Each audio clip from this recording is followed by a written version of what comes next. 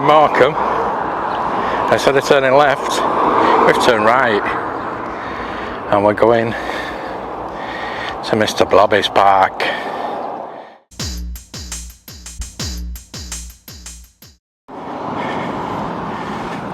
I'm not so sure if it's up there. I have to go.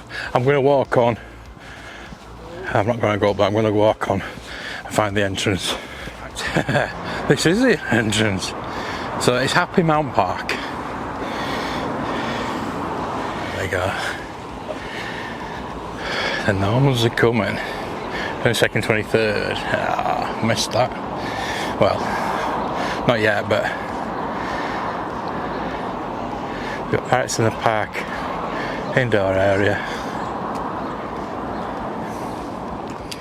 There's like a seem like a busy park. So yes, this was Mr. Blobby's park. Try and not get as many people as you can, but it's going to be difficult because it's not over busy. But so let's have a look at the sign.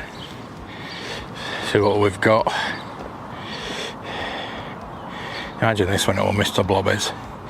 Got a play area, swing boats, crazy golf, bowling green, trampolines, cafe, Pirates in the Park, roundabout, training places, toilets, multi-sports area, splash park, playland, miniature railway, we'll go look at that, Japanese garden, look at that, picnic area, I haven't brought any sandwiches, woodland park, nature, adventure, natural adventure play area. So it's quite a big park really. As I said, this is the third time I've been staying at the same place in Morecambe, and didn't know about this. It's very, tell you what, I get the feeling it's so peaceful. It's just, there's not a sound apart from me chuntering on. So we'll go have a look at the attraction. I don't know if there's any. It is summer. It is meant to be summer. I know it doesn't look like it, but it is. It is June. It is pre-kids' holidays, so yeah. Luckily, there'll be too many kids. Crazy golf. Come play crazy golf. That was pretty cool. Bit basic, but not very crazy, but it's got a ship in the middle.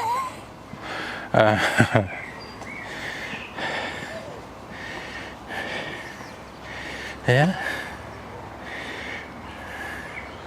like a rockery, a shrubbery.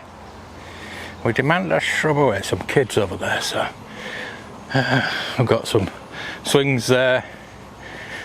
I've got like not a bandstand, but a seating stand. There's a shop over there. There's kids playing on the trampoline, so I'm not going to film over there. But yeah, I wish I'd have known about this before. Come and sit in here. Especially, I've been in September before, so it's so the train and Japanese gardens are this way, lovely. So we've got a splash park, or a booth for a splash park.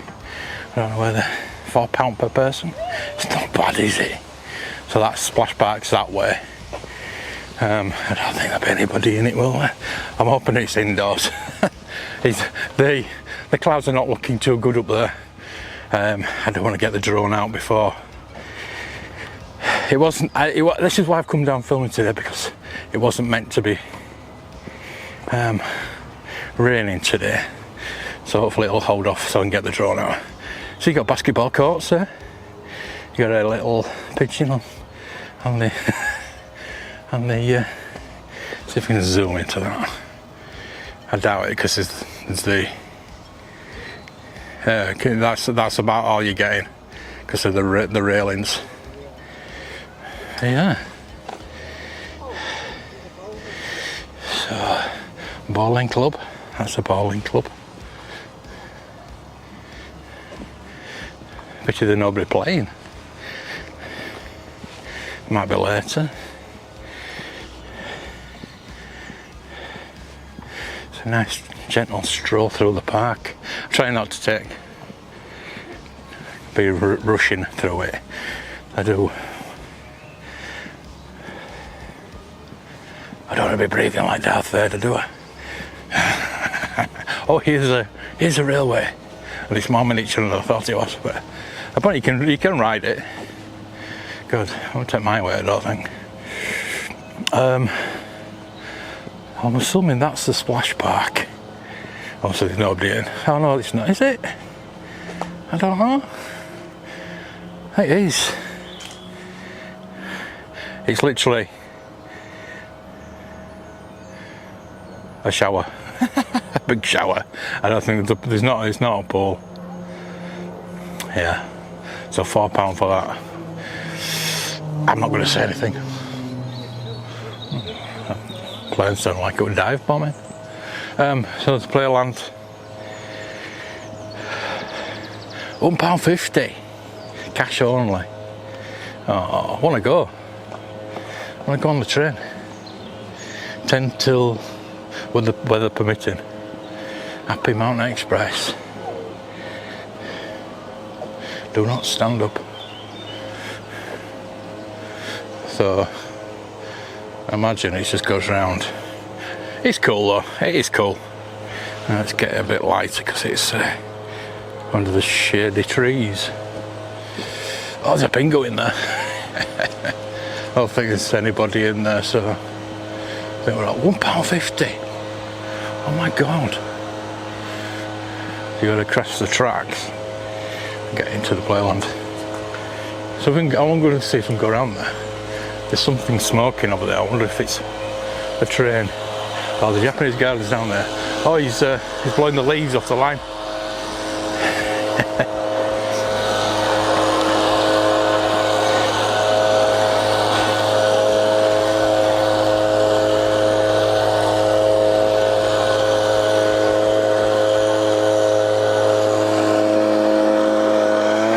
He's messing with an engine around here, so I'm going to have a look. Oh, he's burning something. No. He's just burning the weeds, I think. Oh, I thought he was messing with an engine. There's bingo. Right. So, let's go look at the Japanese garden. We'll carry on up there. Opening 30th of July, 1994. Noel Edmonds' World of Crinkley Bottom at Happy Mount Park, Morecambe, was supposed to reach the same success as the other Mr. Blobby attraction at Cricket at St Thomas Park did. Much like Cricket at St Thomas, Happy Mount Park had already been open to the public for decades, and Lancaster City Council hoped the new Crinkley Bottom rebranding would attract 240,000 extra visitors a year. The opening 6 weeks saw 75,000 visitors, but even before the new attractions were built, a large number of Morecambe locals were strongly against the takeover, claiming the new addition would taint the park's historic gardens and turn the people away. The park lasted for a mere 13 weeks after the City Council voted to remove it. Visitor numbers were lower than expected, and complaints were made that it wasn't a good value for money. Thus, alongside constant ridicule from local residents and businesses, led to the Crinkley Bottom section of the park closing its doors. One of the main concerns raised was that residents were not opposed to Crinkley Bottom Morecambe, but did not think Happy Mount Park was the answer. A reader of the Morecambe Visitor stated that the park was a complete juxtaposition of Cricket St Thomas' 45-acre grounds. The park itself has always been free to enter, whereas the admission fee was required to enter the Crinkley Bottom section of the park. There is little to do other than see one of Mr. Blobby's live shows, and only younger children could use the play area. Though Unique claimed more would be added to the park over the 3 years, when compared to Cricket St Thomas and Pleasurewood Hills, Morecambe may never have been able to house such extravagant attractions for their version of Crinkley Bottom. Lancaster City Council blamed the Unique Group and vice versa. Noel Edmonds later stated that the Unique Group won't ever again enter into a licence agreement with a local authority, having seen the problems that had arisen in Morecambe. The plan had been for a 3-year contract with additions to the park during that time, rather than a fully fledged attraction from the beginning. Though there was significant uproar from the start, local councillors hoped for the park would be the answer to Morecambe's problems. 2 helicopters, a rally car and a branded bus were created to advertise the park, which was driven up and down Blackpool's promenade, Morecambe's most successful tourism competitor. They all featured the Crinkley Bottom logo, which strangely features a simplified illustration of Cricket House from the Cricket St Thomas logo, despite being 271 miles away. The park featured a Blobby Land play area similar to the one built at Cricket St Thomas, but with a seaside theme. The main attraction was Mr Blobby's House by the Sea, where he would come out and entertain visitors. Other village buildings included a sign maker who couldn't spell, and a boat hire, which was the front for the indoor play area. All the buildings except for the play area didn't allow visitors inside, and instead offered the ambience of Crinkley Bottom. The mock buildings and lack of attractions meant there was little to do, and the park didn't cater for a wide age range. A resident said, "I liken Crinkley Bottom to a theatre set, except there is no play, no acting, and nothing going on. It's like an empty stage." The plan for the park, however, was much more elaborate. The original proposals included a huge 40-foot inflatable blobby head, which would pop out of the top of the building every 15 minutes. A Noel's House party-style show, similar to those performed at Pleasurewood Hills. A lake filled with pink gunge and blobby boats. And a Forest of Glorious television ride. Possibly a similar concept to the TV family favourites water ride at Cricket St Thomas. Instead of these bizarre interactive attractions, visitors had little to see or do, leaving them feeling that there was very little value for money. August 1993, following a successful light switch on in Morecambe, Noel Edmonds agrees to return to the resort the following year. November 1993, Council bosses announced that house party style attractions could be on the cards for Morecambe. January 1994, Noel flies into Morecambe to hold first set of talks about the proposed project for the City Council. March 2nd, 1994, councillors meet in secret to discuss the cost of Crinkley Bottom. March 4th, 1994, Evening Post publishes opinions on residents living near Happy Mount Park and reveals strong objections to the scheme. Protesters hold the first meeting to discuss the project. March 15th, 1994, Crinkley Bottom expects to cost taxpayers £1.5 million, according to leaked figures. It's also revealed that it would cost £210,000 to set up, and then £1,200,000 over the next 3 years. March 22nd, 1994, Noel signs contract with Leeds City Council. Still no draft plans for the park available. April 18th, 1994, Council reveals that £100,000 has been set aside to cover any loss incurred by the park, and officers say 239,000 people a year are needed to break even. Theming costs are officially announced to be £250,000 and revenue £330,000. May 6, 1994, park opening put back yet again to July, sparking fears that money will be lost. June 6, 1994, Crinkley Bottom officially launched at conference in Morecambe. Fuji, Pavilion and Mars are said to have pledged sponsorship. July 11th, 1994, date finally announced for the opening of the park, July the 15th. July the 14th, 1994, the planning committee passes a plan for the park, much to the dismay of the crowds of the protesters presented at the meeting. July 30th, 1994, Crinkley Bottom Morecambe finally opens. September 21st, 1994, Special Events Director Andy Egan acts as cost-cutting measure. To September 23rd, 1994, Noel speaks out to the Lancashire Evening Post, claims Morecambe would not have been his choice of location, and that information given to him by the council at the start of the project was inaccurate. November 22nd, 1994, Economic Development Group meet to discuss the future of the park, defer the decision for the full council. Let him get it past. I think these are Japanese. Yeah.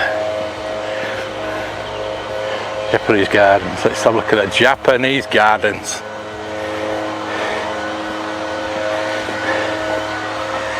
It's not Scarborough, is it? But, you know. Look at all the moss in the water. Looking after his train, they ought to look after this bloody water. Damn. That's a shame. Yeah, they're not really looking after this garden, are they? So no, I don't think there's any fish in here.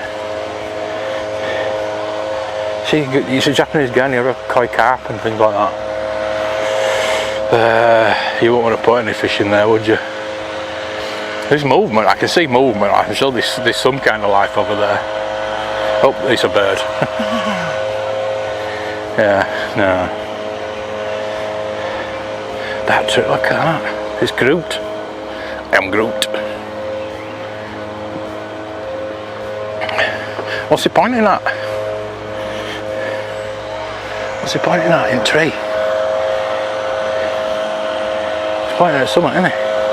What's up, Groot?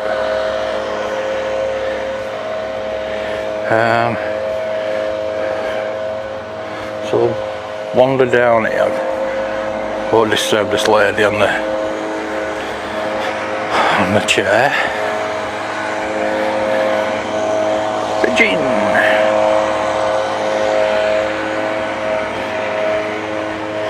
Let's go this way. Don't know where it leads. I think it doesn't lead anywhere. I just go. Yeah. Not much Japanese about this garden, is there? It's nice though. It needs keeping up to. But yeah, it's like the feeling I'll go around this way. I can go up that way. The feeling I got when I come in here, it was so serene and it was nice and it was so quiet and. Can you imagine though when it was a Blobby? Oh, I should have gone down that way. It's another green pond.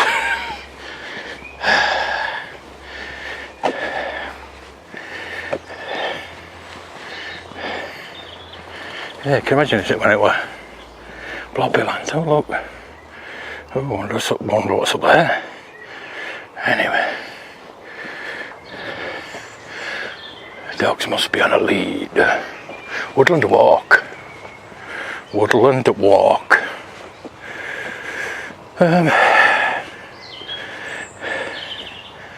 Compost. There's a compost bin. I thought there might be animals or something in there, but there's nobody to look after out. They're looking after the train, which obviously does need a good looking after. Admit that. Can I go in there? Tell you what, it's June, I've got my coat on. It's a little bit chilly actually, and I'm quite happy that it's not really warm.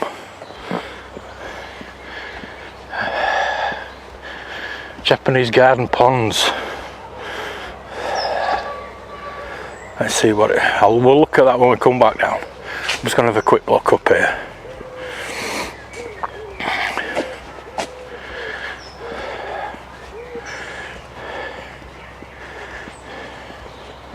No, this could be really nice. I mean, it's not publicised that much, and I don't know if they want to really. I suppose it is at the back end of Morecambe.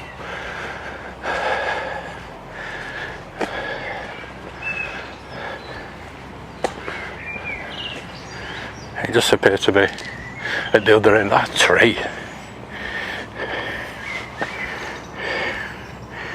Wow, that's awesome.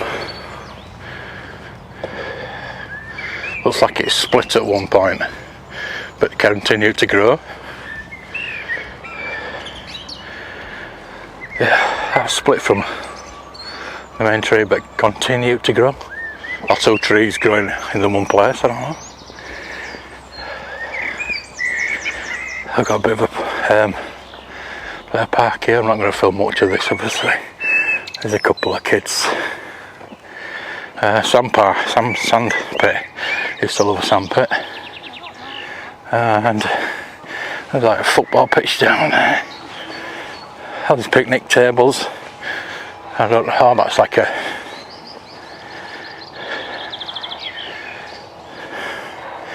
whatever they call it. Help me out here.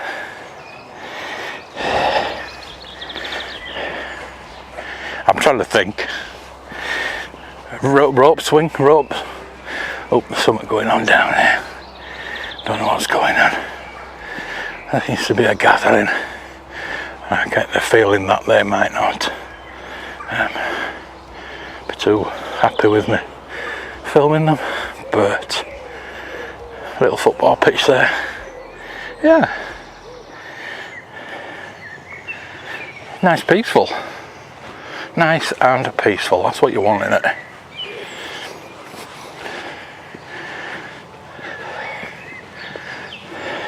Right, so let's see what this sign says in the Japanese gardens about these ponds.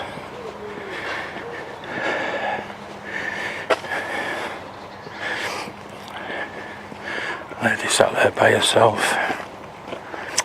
Bless her. I'm not going to read it all, I don't think.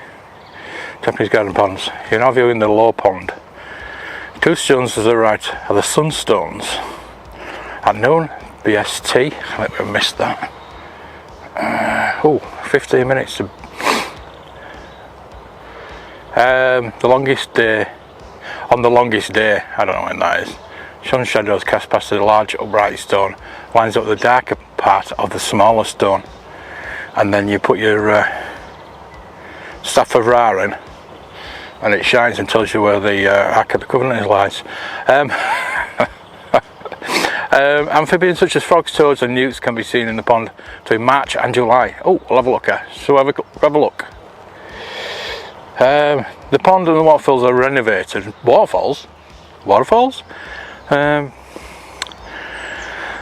Volunteers in 2010 following the kind donation. Pump and piping by Sparkle Dolls. Right, but that was 2010, that's like 14 years ago, and I don't think they've done anything since. So there's your stone. There's your stone, the Sankara stone. There's no bloody water here, it's mud, unfortunately. There's no froggies or toadies here. We'll go look in the water bit, see if they're over there. Interesting concept, but keep up to it. It's volunteers. See the volunteers. I'm sure the volunteers would have carried on volunteering. Again, this is. The thing is, it's not like we've had a really dry spell, is it? So I don't know why there's nothing. Why it's just mud. Surely there should be some kind of water that fills it up.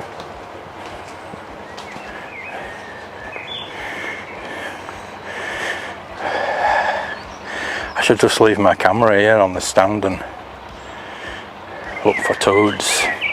And you see the flies, and there is movement on the water, but obviously they're going to be hiding anywhere. There's nothing in there for them to feed on apart from the flies.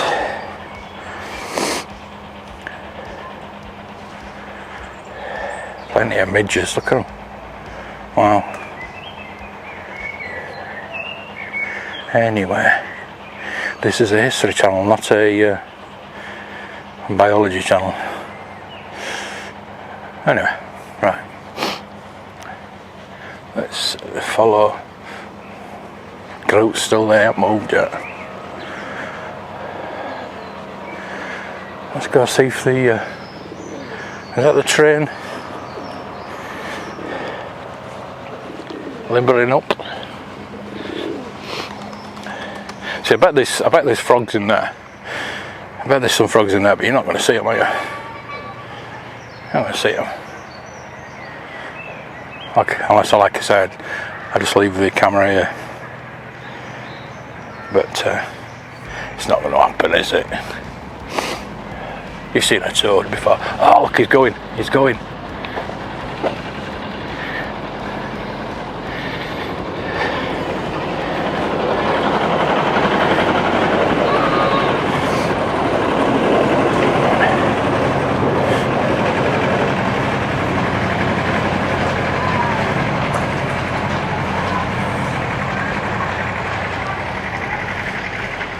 That goes all the way around there.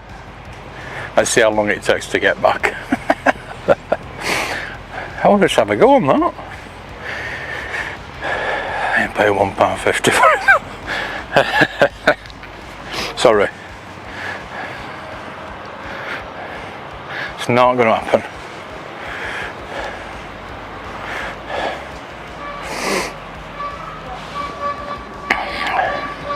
Oh, it's toot toot toot toot.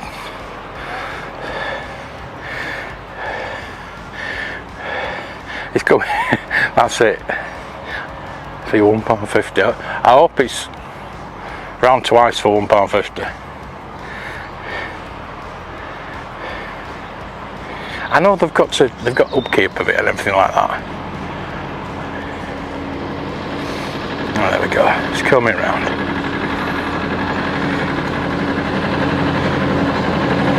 Let's see if he goes round again.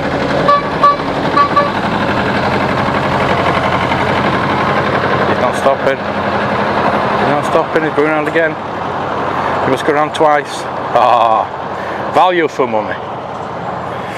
There we go. So, give him a bit of donation. It's actually a privately owned park apparently, and they've been going. He's been doing it for 30 years, but all in all, they've been in the business like 70 years. Apparently, it's him and his family. So that was quite interesting. Nice little chat with him. I didn't want to ride, but there's a donation to help out the upkeep of the railway, which I do. It can't be. It's an interesting job that you driving a train, but never want to be a train driver actually. That with nobody being, I think we're advertising help, but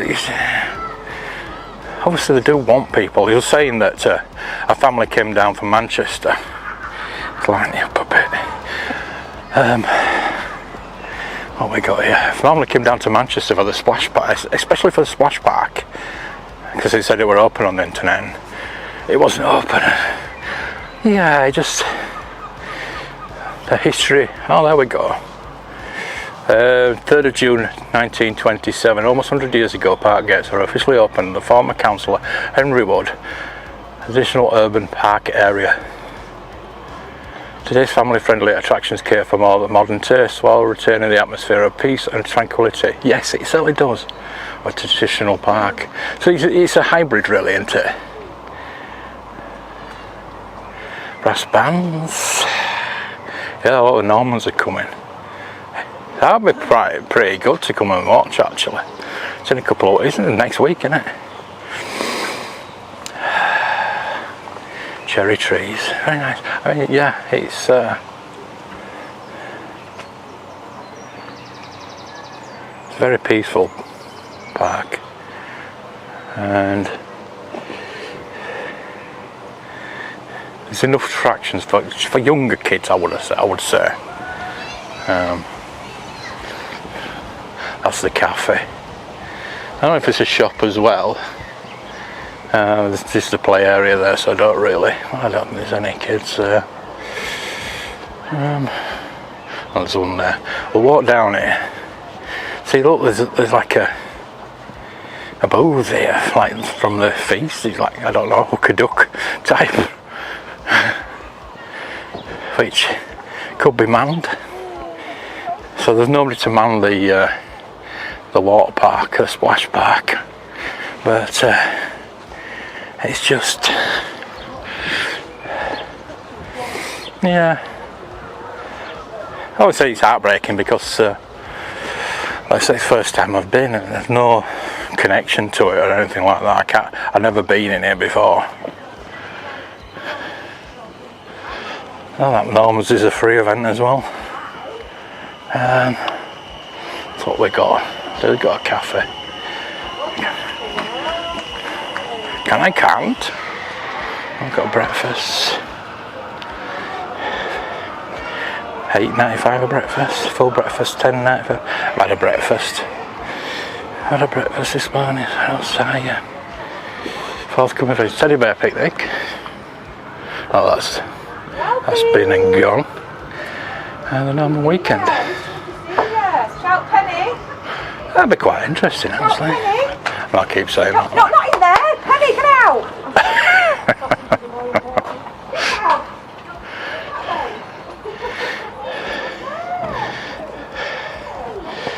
I don't know if is it open. It'd be nice to come down and have a go, actually. But you have nobody to play against. Anyway, right, so what I'm going to do, I'm going to have an aerial shot of this place. Oh, is that Chris? Looks like Chris. Oops, why on the scooter again? Better not get him. Yeah, so I enjoyed that little look into the park. And if you're in the Morecambe and you want a picnic or you want to go on a little train, see this, if this was near close to the centre, I think it'd be more popular, but I don't know.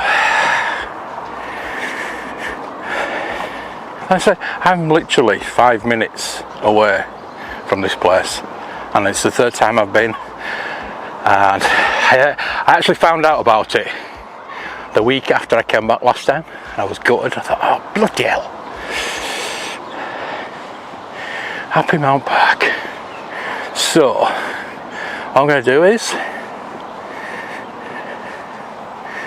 I'll have a sit down in a bit.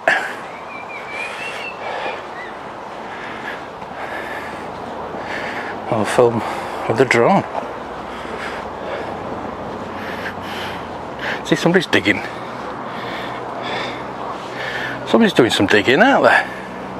Oh, I mean, somebody's doing something. Well, it's all volunteers, so I like to volunteer to sort of